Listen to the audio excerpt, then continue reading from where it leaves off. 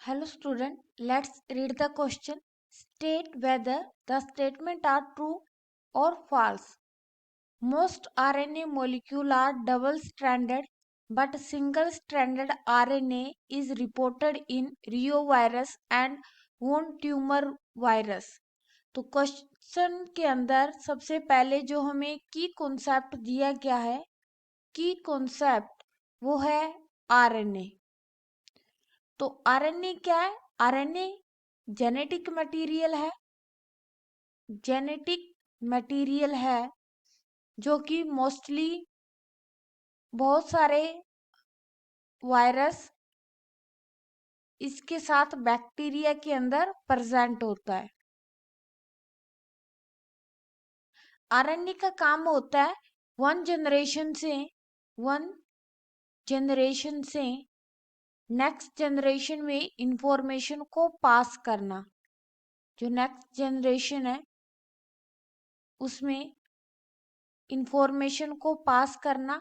और आरएनए का जो पूरा नाम होता है वो होता है राइबोस न्यूक्लिक एसिड।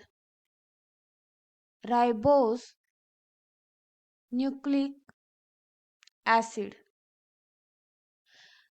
आरएनए जो होता है वो मोस्टली सिंगल स्ट्रैंडेड होता है, एक ही स्ट्रैंडेड आरएनए पाया जाता है। लेकिन कुछ एक्सेप्शन हमें ऐसे देखने को मिलते हैं जिसमें डबल स्ट्रैंडेड आरएनए प्रेजेंट होता है। डबल स्ट्रैंडेड आरएनए प्रेजेंट होता है। जैसे कि अगर हम बात करें तो जैसे कि हो गया रियो वायरस। इस वायरस के अंदर मेनली जो आरएनए प्रेजेंट होता है वो होता है डबल स्ट्रैंडेड आरएनए। और इसके साथ साथ वुंड ट्यूमर जो वायरस है, वुंड ट्यूमर वायरस, उसके अंदर भी मेनली जो आरएनए प्रेजेंट होता है वो डबल स्ट्रैंडेड प्रेजेंट होता है। इस तरह से प्रेजेंट है।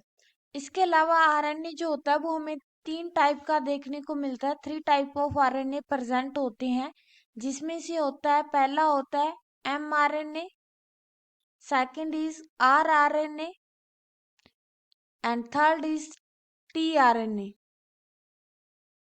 इन तीनों टाइप के आरएनए को हम नॉन जेनेटिक आरएनए बोलते हैं। Non genetic RNA. Genetic RNA जो होता है वो जेनेटिक मटेरियल की तरह काम करता है। नॉन जेनेटिक मीन्स जो कि जेनेटिक मटेरियल की तरह काम नहीं करेगा, एक जनरेशन से दूसरी जनरेशन में पास नहीं होगा। इनका मेन काम जो होता है वो प्रोटीन बनाना, इन्हीं फंक्शन में होता है। तो अगर हम स्टेटमेंट देखें तो स्टेटमेंट में बोला है कि most RNA molecule are double stranded, लेकिन ज्यादातर आरएनए जो होते हैं वो सिंगल स्ट्रैंडेड होते हैं।